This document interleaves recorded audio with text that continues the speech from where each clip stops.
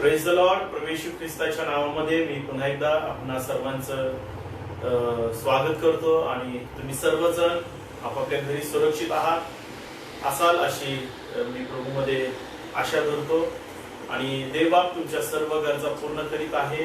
आणि पुन्हा एकदा देवाने आपली वेळ घडवून आणली या ऑनलाईनच्या माध्यमातून, सोशल मीडियाच्या माध्यमातून. याबद्दल प्रभूला धन्यवाद असो. यावेळेला आपण आपले डोळे बंद करूया आणि प्रार्थना करूया आजच्या वचनासाठी.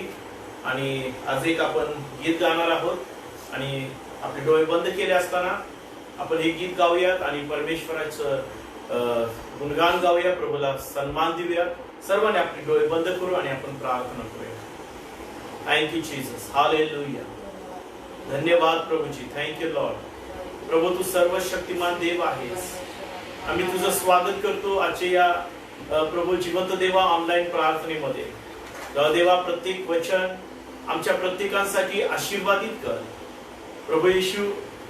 मागील आठवड्यापासून आम्ही एक विषयावर अभ्यास करीत आहोत आणि तो विषय समजण्यासाठी तू आम्हाला पुन्हा तुझं ज्ञान दे, तुझी बुद्धी दे प्रभू, जेणेकरून तुझं वचन समजणार अंतःकरण मिळाल्यानंतर प्रभू ते वचन आम्हाला समजेल आणि आमचं जीवन आशीर्वादित होईल. प्रभू परमेश्वरा सर्व गौरव तुला देतो. धन्यवाद Yeshu. Thank you Jesus, thank you Lord, thank you Holy Spirit. Yes Lord. तुम सा कोई नहीं, तुम सा कहीं नहीं, अब है पूरा यकीन, तुम सा कोई नहीं, तुम सा कोई नहीं, तुम सा कहीं नहीं, अब है पूरा यकीन, तुम सा कोई नहीं. यीशु मसीह हो महिमा तेरी, गाए आसमां, गाए जमीन, तुम सा कोई नहीं, तुम सा कोई नहीं, अब है पूरा यकीन, तुम सा कोई नहीं. अंधेरों में तू रोशनी है, तू ही मंजिल, तू रास्ता भी है, तू है जहां न कुछ कमी है, तेरा ही नाम जिंदगी है. अंधेरों में तू रोशनी है, तू ही मंजिल, तू रास्ता भी है, तू है जहां न कुछ कमी है, तेरा ही नाम जिंदगी है. हालेलुया, हालेलुया,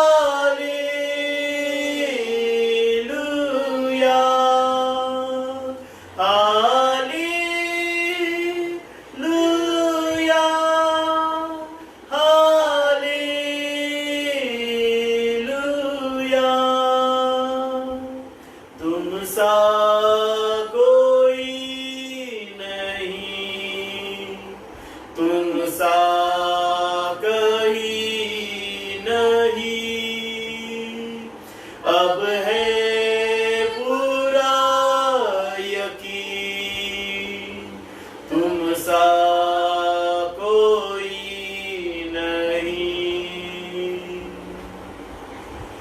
प्रभू, खरोखर तुझ्याशिवाय तुझ्यासारखा कोणी नाहीये प्रभू, जो आम्हाला अंधारामध्ये प्रकाश असा आहे. या अंधाऱ्या जगामध्ये राहत असताना, चालत असताना, तुझ्या सहवासामध्ये, तुझ्या सानिध्यामध्ये चालत असताना तुझा प्रकाश आमच्या सोबत आहे. कारण येशू, तू स्वतः प्रकाश आहे आणि तुझ्यामध्ये मुळीच अंधार नाहीये प्रभूजी. म्हणून तर आम्हाला या जगामध्ये आम्ही सरळ आणि व्यवस्थित चालू शकतो. आम्हाला ठेच करण्याचं कारण नाहीये प्रभू, कारण आमच्या जवळ जीवनाचा प्रकाश आहे. आम्ही तुझे आभार मानतो की तो प्रकाश तू आम्हाला दिलास आणि त्या प्रकाशामध्ये आम्ही चालत असताना आम्हाला तू मार्गदर्शन कर प्रभू. आम्हाला ही खात्री आहे की तुझ्यासारखा, तुझ्या समान कोणी नाहीये प्रभूजी. म्हणून आम्ही तुझा सन्मान करतो आणि तुझं गौरव करतो. तुझ्या वचनाकडे आम्ही आमचं लक्ष वळवीत असताना प्रभू, त्या वचनातल्या गुप्त गोष्टी आमच्या दृष्टीस पाड. बोलणारा मी नव्हे तर तुझा आत्मा असू दे. प्रार्थना येशूच्या द्वारे केली म्हणून नाही. आमेन. आपण पवित्र शास्त्रामधून योहानाचे पहिले पत्र याचा पहिला अध्याय, त्याच्यावर आपण मागच्या आठवड्यापासून अभ्यास करीत आहोत. आणि देवाबरोबर सहवास हा विषय आपण पाहत आहोत की आपण देवाच्या सहवासात आहोत आणि देवाच्या सहवासात आपण कसं असलं पाहिजे, देवाच्या सहवासात आम्ही कसं चाललं पाहिजे आणि देवाच्या सहवासामध्ये किंवा देवाबरोबरचं जे नातं आहे, सहवास आहे, तो आम्ही व्यवहारात कसा आणला पाहिजे याच्याबद्दल मी आपल्यासोबत बोलत आहे. आणि मला विश्वास आहे की मागच्या रविवारचं वचन तुम्हाला समजलं असेल आणि जो देवाबरोबरचा सहवास किंवा जे नातं आहे तो व्यवहारात आपण कसं आणता येईल ह्याबद्दलचे काही मुद्दे मी तुम्हाला सांगितले होते. त्यापैकी पहिला मुद्दा मी सांगितला होता की देवाच्या बरोबरचा जो सहवास आहे किंवा जे नातं आहे ते आम्हाला व्यवहारात आणायचं आहे. ते स्पिरिच्युअली जरी असलं तरी ते व्यवहारात आणणं फार गरजेचं आहे. आत्मिक ख्रिस्ती जीवन हे आत्मिक जीवन आहे आणि आत्मिक जीवन हे आम्हाला व्यवहारामध्ये जे रोजचं आपण दैनंदिन जीवन जगतो, व्यवहारातलं जीवन जगतो, त्या व्यवहारामध्ये ते आम्हाला देवाचं वचन, आत्मिक जीवन आणायचं आहे. म्हणजेच देवाच्या बरोबर आम्हाला या व्यवहारामध्ये, या जगामध्ये असताना आम्हाला चालायचं आहे. आणि ते आम्ही कसं करू शकतो त्याबद्दल मी पहिला मुद्दा तुम्हाला सांगितला होता की तो म्हणजे योहानाचे पहिले पत्र दुसरा अध्याय आणि 3 ते 5 वचनांमध्ये मी तुम्हाला सांगितलं की देवाच्या आज्ञा पाळणं, व्यवहारामध्ये देवाच्या आज्ञा आणणं, व्यवहारामध्ये देवाचं वचन पाळणं हे खूप महत्वाचं आहे. जर व्यवहारामध्ये आम्ही देवाचं वचन पाळलं तर आपला आणि देवाचा सहवास आहे किंवा देवाच्या आपण सहभागितेत आहोत. आणि म्हणून ती वचन आपण परत एकदा वाचूया. योहानाचे पहिले पत्र दुसरा अध्याय. आपण त्याच्या आज्ञा पाळल्या तर त्यावरून आपणास कळून येते की आपण त्याला ओळखतो. हे आपण कसं जाणून घेणार आहे, कसं आपल्याला समजणार आहे, तर आपण त्याच्या आज्ञा पाळल्या तर. म्हणजे व्यवहारामध्ये आज्ञा आणल्या तरच आपण आपल्याला समजतं की आपण त्याच्यामध्ये आहोत. पुढं, मी त्याला ओळखतो असे म्हणून त्याच्या आज्ञा जो पाळीत नाही. आपण त्याला ओळखतो किंवा मी त्याला ओळखतो असे म्हणून त्याच्या आज्ञा जो पाळीत नाही तो लबाड आहे, त्याच्या ठाई सत्य नाही. लक्षात घ्या, आपण त्याला ओळखतो असं जर म्हणत असेल आणि जर आपण त्याच्या आज्ञा पाळत नाही तर आपण लबाड आहे, आपल्यामध्ये सत्य नाही. म्हणजे आपण एक प्रकारे दिखावपणाचं जीवन जगत आहोत. पुढं 5वं वचन आपल्या पवित्र शास्त्रामध्ये पहा. जो कोणी त्याच्या वचनाप्रमाणे चालतो त्याच्यामध्ये देवाची प्रीती खरोखर पूर्णत्व पावले आहे. म्हणजे जो कोणी त्याच्या वचनामध्ये चालत असेल, व्यवहारामध्ये देवाचं वचन आणत असेल, व्यवहारामध्ये प्रभूच्या वचनाप्रमाणे चालत असेल तर त्याच्यामध्ये देवाची प्रीती पूर्णत्व झालीये, पावली आहे. ह्यावरून आपल्याला कळून येते की आपण त्याच्या ठाई आहोत. फार सोपं आणि व्यवस्थित देवाचा सेवक योहान सांगतोय की आपलं आणि देवाचं नातं जे आहे, हे देवाचा सहवास आहे, हा कृतीमध्ये आणणं गरजेचं आहे. जोपर्यंत कृतीमध्ये आणत नाही तोपर्यंत आपण देवाच्या सहवासात आहोत हे आपल्याला समजून येत नाही. देवाच्या सहवासात राहणं म्हणजे देवाच्या आज्ञा पाळणं, देवाच्या वचनाप्रमाणे चालणं, व्यवहारामध्ये देवाच्या आज्ञा आणणं. जसं उदाहरण मला दिवशी वाटतं अब्रामाचं किंवा आपल्या प्रभू येशू ख्रिस्ताचं किंवा शिष्यांचं उदाहरण आम्ही समोर ठेवू शकतो की त्यांनी देवाचं वचन व्यवहारामध्ये आणलं. त्यांच्याकडे पाहून त्यांचं आचरण बघून लोक देवाचं गौरव करीत होते, ते देवाच्या वचनाप्रमाणे चालत होते. म्हणून तर त्यांना येशूचे शिष्य म्हणून ते ओळखलं जात होतं. आणि आपल्याला पाहायला मिळते की अंतुकियामध्ये ख्रिस्ती हे नाव प्रथम देण्यात आलं. का देण्यात आलं? कारण ते ख्रिस्ताप्रमाणे चालणारे होते. शिष्यांना पहिलं नाव अंतुकियामध्ये देण्यात आलं ख्रिस्ती हे नाव. का तर ते ख्रिस्ताच्या वचनाप्रमाणे चालणारे होते. त्यांच्या व्यवहारामध्ये, त्यांच्या बोलण्यामध्ये, त्यांच्या वागण्यामध्ये, प्रत्येक गोष्टीमध्ये देवाचं वचन होतं. म्हणून त्यांना ख्रिस्ती हे नाव देण्यात आलं होतं. आणि म्हणून ही गोष्ट फार महत्वाची आहे की आपण देवाच्या सानिध्यात आहोत हे आपल्याला कधी कळतं? ज्याला आपण देवाचं वचन पाळतो त्यावेळेला. पुढचं आपण पाहूया दुसरं उदाहरण. ख्रिस्तासारखे आपण असणं गरजेचं आहे. ख्रिस्तासारखं झालं पाहिजे. जसं नाही का, एक मराठीमध्ये एक म्हण आहे की ढवळ्या पुढे बांधला पोळा, वाण नाही पण गुण लागला. जर आम्ही ख्रिस्तासोबत राहतो तर प्रभूचं स्वभाव, प्रभूचे गुण आमच्यामध्ये आपोआप आलेच पाहिजे. म्हणजे जर आम्ही ख्रिस्तामध्ये आहोत, ख्रिस्ताच्या आज्ञा पाळत आहोत, तर ख्रिस्ताचं वचन आमच्यामध्ये असलंच पाहिजे. त्यासाठी दुसरा अध्याय, योहानाचे पहिले पत्र 2 अध्याय आणि 6 वचन आपण वाचूया. ख्रिस्तासारखं आम्हाला असणं गरजेचं आहे. ख्रिस्तासारखं होणं महत्वाचं आहे.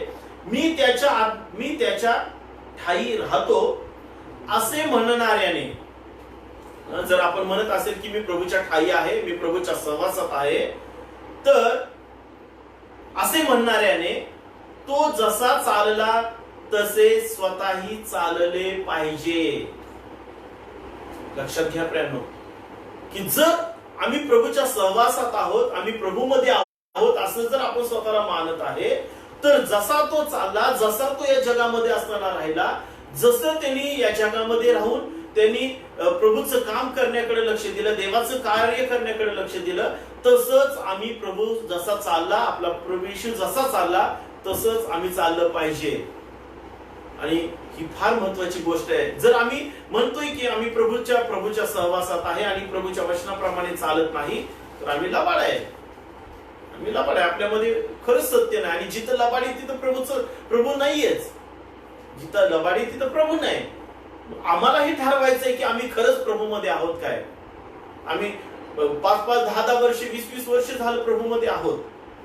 आम्ही जन्मापासून प्रभूमध्ये आहोत. मग जर जन्मापासून आम्ही 10-10, 15-15 वर्ष प्रभूमध्ये आहोत, पण जर प्रभू सारखंच आम्ही जगत नाही, प्रभू सारखंच आम्ही राहत नाही, तर ते आमचं सगळं जीवन व्यर्थ झालेलं आहे. सर्व व्यर्थ झाले. त्याचा काही उपयोग स्वतःला नाहीये आणि देवासाठी पण नाहीये. म्हणून 6वं वचन जे आहे की मी त्याच्या ठायी राहतो असे म्हणणाऱ्याने, जर आम्ही म्हणत आहे की मी प्रभूच्या ठायी आहे, मी प्रभूमध्ये आहे, तर त्या म्हणणाऱ्याने, त्या व्यक्तीने तो जसा चालला तसे स्वतःही चालले पाहिजे. स्वतःही, ही गोष्ट फार महत्वाची शब्द, स्वतःही. इतरांकडे बघू नका. इतर किती वचन पाहतात, तू किती वचन पाहतो, ती किती वचन मोडतो, ह्याच्याकडे बघू नका. स्वतःकडे बघा. स्वतःही आम्हाला चाललं पाहिजे. प्रथम स्वतः चाला, दुसऱ्यांकडे लक्ष देऊ नका. कारण सगळेच प्रभूमध्ये असतात असं नाहीये, सगळेच प्रभूला स्वीकारलेले असतात असं नाहीये. म्हणून लक्षात घ्या, जर तुम्ही इतरांकडे बघून जर वचन पाळत असाल तर आपण स्वतःला फसवतोय, देवाला फसवतोय, आपण लबाडी करतोय. मग तो वचन पाळत नाही, म्हणून आपण पण नाही पाळायचं, असं करू नका. आपल्याला प्रभूची गरज आहे, आपल्याला प्रभूच्या आशीर्वादाची गरज आहे. इतर लोक किती वचन पाळतात ते बघून तुम्ही करू नका. तर आपल्याला स्वतःही जसं प्रभू चालला तसं स्वतःला पण चालणं गरजेचं आहे. तिसरी गोष्ट आपल्याला प्रभूचं वचन किंवा प्रभूचं नातेसंबंध, प्रभू सोबत असलेलं नातेसंबंध आम्हाला व्यवहारामध्ये आणायचे. त्यासाठी दुसऱ्यावर प्रीती करणं पण गरजेचं आहे, स्वतःवरच नाही. अनेक लोक स्वतःवरच प्रीती करतात. सगळं मलाच पाहिजे, मला आशीर्वाद पाहिजे, मला हे पाहिजे, मला ते पाहिजे, लोकांनी माझ्यासाठीच करावं, लोकांनी मलाच माझ्यासाठीच प्रार्थना करावी. हे चुकीचं आहे. आम्ही इतरांसाठी सुद्धा प्रार्थना केली पाहिजे, आम्ही इतरांचा पण विचार केला पाहिजे, इतरांवर पण प्रीती केली पाहिजे. त्यासाठी दुसरा अध्याय, योहानाचे पहिले पत्र दुसरा अध्याय आणि 7 ते 11 वचन आपण वाचूया. प्रियजन हो, मी तुम्हास नवी आज्ञा लिहित नाही, परंतु जी आज्ञा तुम्हास प्रारंभापासून देण्यात आली आहे तीच जुनी आज्ञा लिहितो.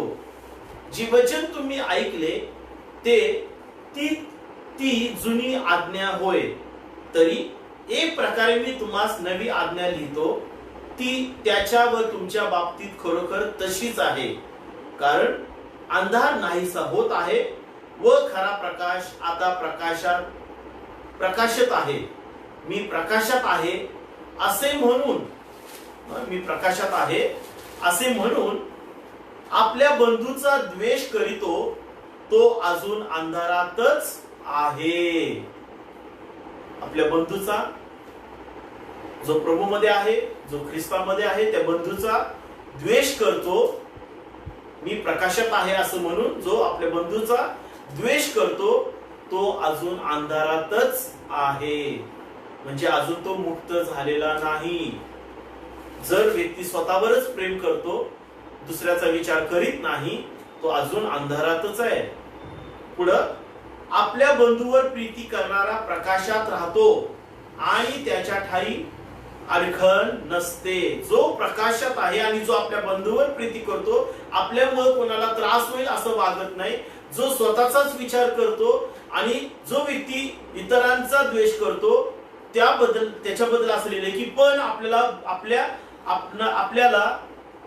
आपल्या बंधूवर प्रीती करणारा प्रकाशात राहतो आणि त्याच्या ठाई अडखळ नसते. जर तो व्यक्ती खरोखर प्रकाशात चालत आहे, बंधूवर प्रीती करत आहे, त्याला तो अडखळ त्याच्या जीवनात नाहीये, म्हणजे त्याचे मार्ग सगळे सरळ आहे, तो व्यवस्थित आपलं जीवन जगत आहे, आशीर्वादी जीवन जगत आहे.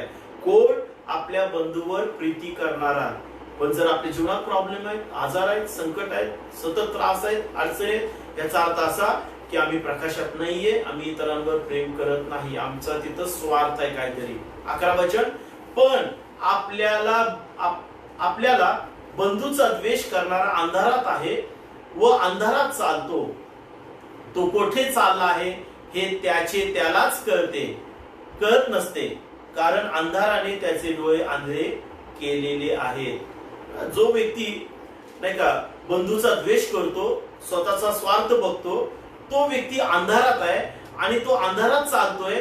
तो कोठे चालत आहे हे त्यालाच कळत नाही. जसं नाही का आपण अंधारात जात असेल तर आपल्याला दिशा कळत नाही, मार्ग कळत नाही की आपण बरोबर चाललोय का नाही. आपण कधी कधी आपल्याला वाटतं, आपण थोडस कल्पना करतो की नाही मी बरोबर चाललोय, पण ज्या वेळेला कळते की अरे आपण बरोबर नाही, आपला मार्ग चुकलाय, आपण चुकीच्या मार्गाकडे आलोय आणि अंधारामध्ये आपण भटकत राहतो, म्हणजे आपल्याला समजत नाही की आपण कुठं चाललेलो आहे. असेच लोक, पुष्कळ लोक आहेत प्रभूमध्ये असून सुद्धा, जे स्वतःला म्हणत आहेत की मी प्रकाशात चालत आहे, परंतु ते प्रकाशात चालत नाही तर ते अंधारात चालत असतात. कारण ते अडखळले जात आहेत, ते कुठेतरी ठेचकाळले जात आहेत, कुठेतरी प्रॉब्लेम आहेत, कुठेतरी अडचणी आहेत त्यांच्या जीवनामध्ये आणि त्यालाच कळत नाही की ते कुठं चाललेले आहेत. म्हणजे त्यांच्या सोबत प्रकाश नाहीये, त्यांच्याजवळ प्रकाश नाहीये, त्यांच्याजवळ प्रभू नाहीये, त्यांच्याजवळ येशू नाहीये, म्हणून ते अडखळले जात आहेत. म्हणून प्रियानो, ही गोष्ट लक्षात ठेवा की आम्ही इतरांवर पण आम्ही प्रेम करणारे असलं पाहिजे, कारण आपण प्रभूचे लोक आहोत. आपण स्वतःचा विचार करायचा नाही, कुणाला आपल्यामुळे त्रास होईल ह्याची असं वागायचं नाहीये. तर प्रत्येकाच्या मनाचा आम्हाला विचार करायचा आहे. कुणाला काय वाटेल, आपल्या वागण्यामुळे जर इतरांना त्रास होत असेल तर मग आपण अडखळले जाणार आहे. प्रभूची प्रीती आपल्यामध्ये नाहीये. ही तिसरी गोष्ट लक्षात ठेवा की जो व्यक्ती प्रभूची प्रीती कृतीमध्ये आणतो, व्यवहारामध्ये आणतो, तोच प्रभू बरोबर चालत आहे. तिसरी गोष्ट आहे की प्रभू बरोबर चालणं म्हणजे आपली प्रीती, प्रभूची प्रीती जी आपल्यामध्ये आहे ती कृतीमध्ये आणणं, व्यवहारामध्ये आणणं. नुसतं मनामध्ये नाही ठेवायचं की हा मी याच्यावर प्रेम करतो, मी त्याच्यावर प्रेम करतो. ती व्यवहारामध्ये आणल्यानंतरच ती प्रीती पूर्ण होते. जसं आपल्या प्रभू येशू ख्रिस्ताने जी प्रीती त्याच्या मनामध्ये होती आपल्याबद्दल, जगाबद्दल, ती प्रीती त्यांनी कृतीत आणली. काय कृतीत आणली? की तो जगात आला आणि आपल्यासाठी दुःख सहन केलं.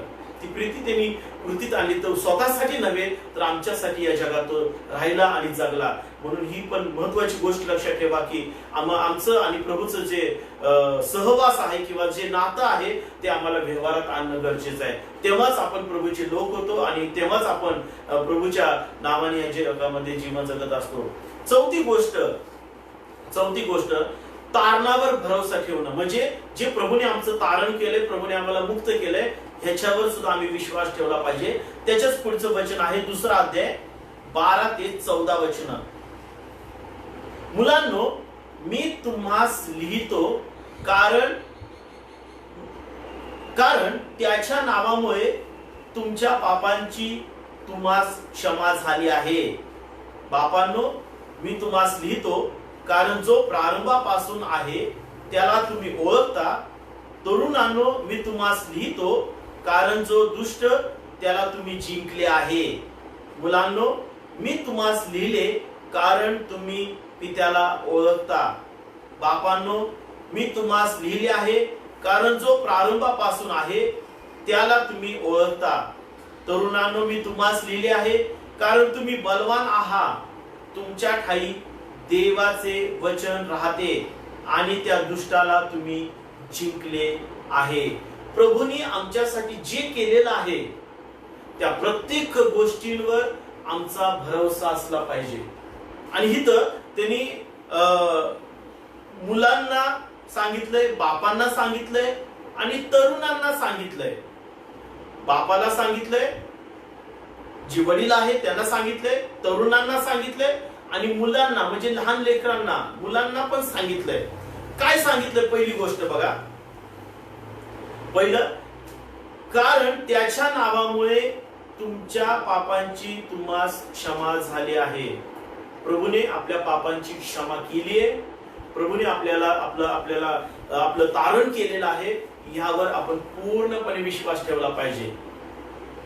ऑलरेडी प्रभूने आमचं तारण केलंय. ज्यावेळेला येशू ख्रिस्त मरण पावला त्याच वेळेला त्यांनी त्या तारणाची योजना आखली आणि त्याच वेळेला आम्हाला ते विजय दिलेला आहे. म्हणून ही पहिली गोष्ट लक्षात ठेवा की आम्ही जे तारणावर आमचा भरोसा पाहिजे. दुसरी गोष्ट, बापांनो, मी तुम्हास लिहितो कारण तो प्रारंभापासून आहे त्याला तुम्ही ओळखता. आपण त्या प्रभूला ओळखतो कारण प्रभूने आपल्या जीवनात अद्भुत कार्य केलेलं आहे आणि हे सुरुवातीपासून परमेश्वर आपल्या जीवनामध्ये करीत आहे. तरुणांसाठी तो काय सांगतो? तरुणांनो, मी तुम्हास लिहितो कारण जो दुष्ट त्याला तुम्ही जिंकले आहे. तरुणांनी त्या दुष्टाला जिंकलेला आहे आणि जिंकलेला आहे म्हणजे आपण त्या विजयामध्ये चाललं पाहिजे. अपयशामध्ये आपण नाहीये, आपण विजयामध्ये आहोत आणि नेहमी आपण विजयामध्येच चालायचा प्रयत्न केला पाहिजे. विश्वासाने चाललं पाहिजे की प्रभूने आम्हाला विजय दिलेला आहे, प्रभूने आम्हाला जिंकवलेला आहे. मुलांसाठी तो काय सांगतो? मुलांनो, मी तुम्हास लिहिले आहे कारण तुम्ही पित्याला ओळखता. आपण पित्याला, त्या प्रभूला ओळखतो आणि ओळखतो आहे आणि ओळखत आहे म्हणून आपण त्याच्या आज्ञा पाळल्या पाहिजे. बापांनो, परत एकदा तो सांगतो की बापांनो, मी तुम्हास लिहिले आहे कारण तो जो प्रारंभापासून आहे त्याला तुम्ही ओळखता. तरुणांनो, मी तुम्हास लिहिले आहे कारण तुम्ही बलवान आहात. तरुणांनो, तुम्ही बलवान आहात, तुम्ही करू शकता. प्रभूने तुम्हाला विजय दिलेला आहे. तुमच्या जीवनासाठी तुम्हाला अपयश, तुमच्या जीवनामध्ये कोणतेही अडखळ नाहीये, कुठलंही अपयश नाहीये. तुम्हाला प्रभूने जिंकवलेला आहे, प्रभूने तुम्हाला विजयी बनवलेला आहे, प्रभूने तुम्हाला बलवान केलेला आहे. तुम्ही अशक्त नाहीये, तुम्ही बलवान आहात. तरुणांनो, प्रभूने तुम्हाला बलवान बनवलेला आहे, प्रभूने तुम्हाला जिंकवलेला आहे. म्हणून तुम्ही अपयशी नाहीये. तुम्ही प्रभूमध्ये करू शकता, प्रभूमध्ये तुम्ही पुढे जाऊ शकता. ह्या विश्वासाने तुम्ही चाला. कारण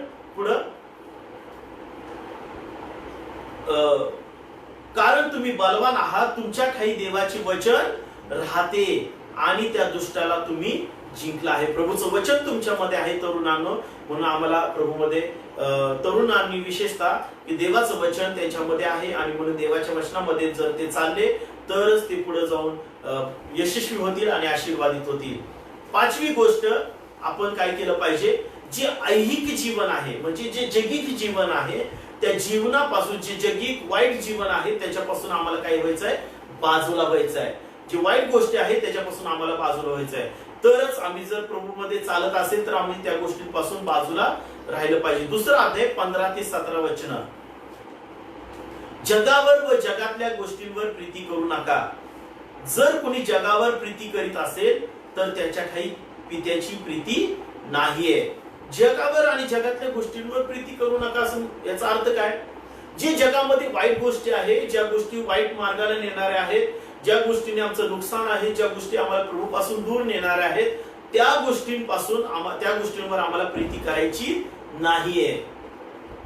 ज्या वाईट गोष्टी आहेत, जर समजा एखाद्या गोष्टीने आपलं नुकसान होत असेल, जर एखाद्या वाईट संगतीपासून जर आपलं नुकसान होत असेल तर त्या गोष्टींवर आम्हाला प्रीती करायची नाहीये.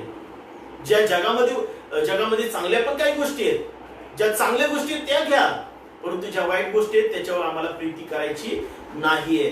कारण जगात जे आहे, जे सर्व आहे ते म्हणजे बघा पुढे सांगितले की जगात काय आहे ते म्हणजे देहाची वासना, डोळ्यांची वासना व संसाराविषयी खुशारकी. ही पित्यापासून नाही तर जगापासून आहेत आणि जग व त्याची वासना ही नाहीशी होत आहे. पण देवाचे इच्छेप्रमाणे करणारा सर्व काळ राहतो. जो जगात काय आहे, देहाची वासना आहे. आज आपण पाहतो की अनेक तरुण पिढी ही बिघडत चालली, वाईट गोष्टींकडे ते आकर्षले जात आहेत. मोबाईलच्या माध्यमातून, सोशल मीडियाच्या माध्यमातून वाईट गोष्टी ते पाहत आहेत, वाईट गोष्टी ते बघत आहेत. आणि ह्याच्याने काय होत आहे की आज तरुण पिढी त्या देहाच्या वासनेमध्ये अडकली जात आहे आणि आम्हाला त्याच्यापासून काय करायचंय, लांब पाहायचंय, त्याच्याकडे आम्हाला आकर्षित व्हायचं नाही. सैतान नेहमी आमच्या समोर जे वाईट आहे ते समोर आणून ठेवतो. आम्हाला ठरवायचं आहे की ते वाईट बघायचं आहे का नाही बघायचं हे आम्हाला ठरवायचं आहे. म्हणून प्रियांनो लक्षात ठेवा, तरुणांनीच नव्हे तर प्रत्येकाने ही खबरदारी घ्यायची आहे की जगामध्ये काय आहे तर देहाची वासना आहे आणि या वासनेपासून आम्हाला दूर पळायचं आहे. डोळ्यांची वासना आहे नाही का, आज जगामध्ये खूप अट्रॅक्शन आहे, मोह आहे की जे मोह आम्हाला प्रभूपासून दूर नेण्याचा प्रयत्न करत आहेत. जगामध्ये असे काही देखावे आहेत की जिथं मनुष्य सहजरित्या फसला जातो, डोळ्यांच्या माध्यमातून तो फसला जाऊ शकतो. म्हणून अशा गोष्टींपासून आम्हाला लांब राहायचंय की ज्या गोष्टी आम्हाला प्रभूपासून दूर नेणाऱ्या आहेत. म्हणजे डोळ्यांची जी वासना आहे त्याबद्दल पासून आम्हाला दूर राहायचंय. त्याच्यानंतर संसाराविषयी खुशारकी. अनेक लोक संसाराच्या गोष्टींबद्दल खुशारकी मारतात. आमच्याकडे एवढं आहे, आमच्याकडे तेवढं आहे, आमच्याकडे एवढा पैसा आहे, आमच्याकडे एवढी जमीन आहे, आमच्याकडे हा मोबाईल आहे, ऍपल मोबाईल आहे, अमुक मोबाईल आहे, नाही का, खुशारकी मारत राहतात.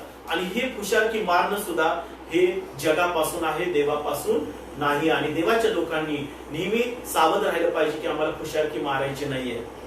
माझ्याकडे एवढा बंगला आहे, माझ्याकडे कार आहे, माझ्याकडे अमुक आहे, माझ्याकडे तमुक आहे, ह्या गोष्टी देवापासून नाहीयेत.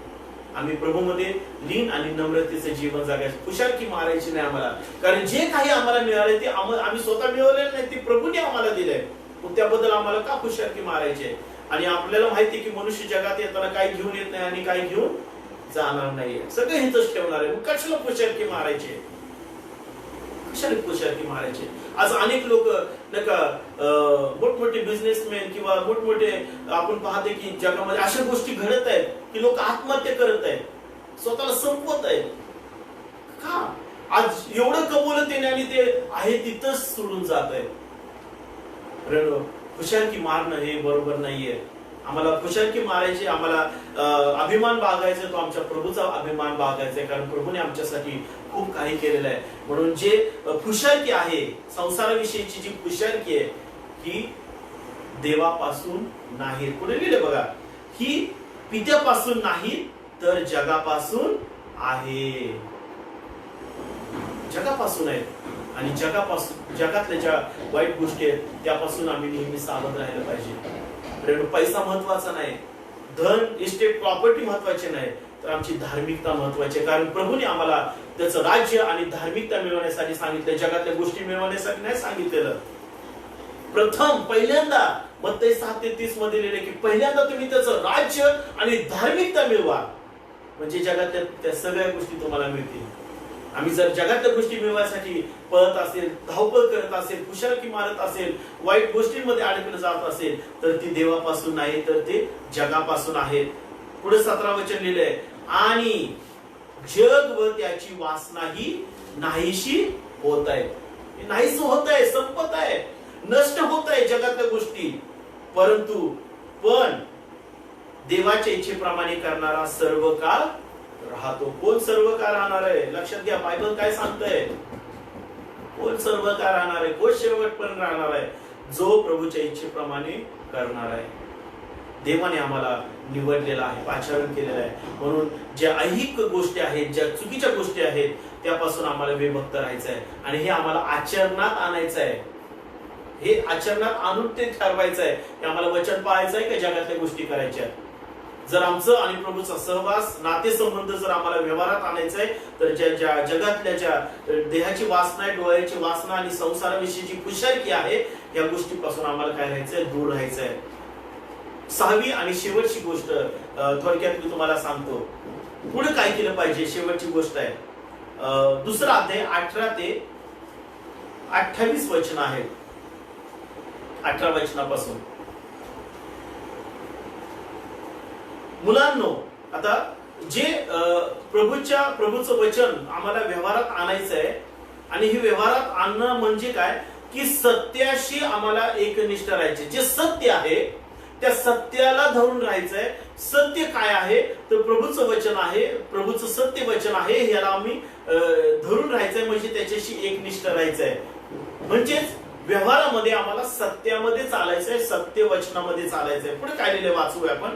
मुलांनो, ही शेवटली घटका आहे, आणि ख्रिस्त विरोधक येणार असे तुम्ही ऐकले, त्याप्रमाणे आताच पुष्कळ ख्रिस्त विरोधक उठले आहेत. यावरून आपल्याला दिसून येते की ही शेवटली घटका आहे.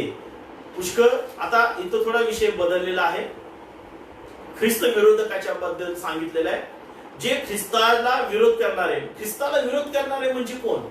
जे ख्रिस्ताच्या वचनाला विरोध करणार आहे, ख्रिस्ताचं वचन जे आहे त्याला न मानणारे आहेत, ते ख्रिस्त विरोधक उठले आहे. त्याप्रमाणे पुष्कळ ख्रिस्त विरोधक उठले आहेत. यावरून आपल्याला दिसून येते की ही शेवटली घटका आहे. आपल्यातूनच ते निघाले. हे कोण होते?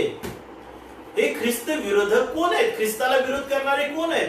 जे सत्य, तुम्ही सत्याने चालत असाल, वचनाप्रमाणे चालत असाल, तर ते आपल्यातूनच ते निघाले आणि आपल्याला ते विरोध करायला लागले.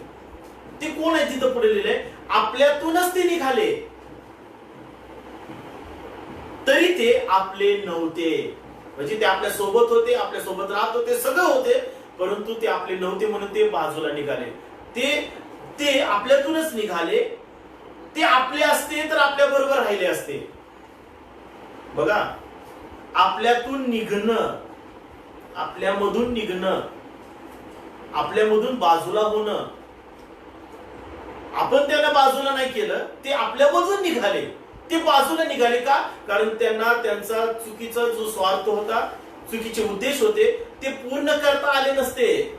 आपल्यामध्ये राहून त्यांना चुकीच्या मार्गाने चालता आलं नसतं, म्हणून ते आपल्यातून निघाले आणि त्यांनी ख्रिस्ताच्या वचनाला चुकीचं अर्थ लावून ते ख्रिस्ताचं वचन चुकीच्या अर्थाने ते शिकवायला लागले. पुढं, त्यांच्यातील कोणीही आपला नाही हे प्रगट व्हावे म्हणून ते निघाले. त्यांच्यातील कोणीही आपला नाही हे प्रगट व्हावे म्हणून ते निघाले. जो पवित्र पुरुष, त्याच्याकडून तुमचा अभिषेक झाला आहे, म्हणून तुम्हा सर्वांना ज्ञान आहे. तुम्हाला सत्य कळत नाही म्हणून मी तुम्हाला लिहिले आहे असे नाही, तुम्हाला ते कळते म्हणून आणि कोणतीही लबाडी सत्यापासून नाही म्हणून लिहिले आहे. येशू हा ख्रिस्त आहे, हे तो जो नाकारतो त्याच्याशिवाय कोण लबाड आहे?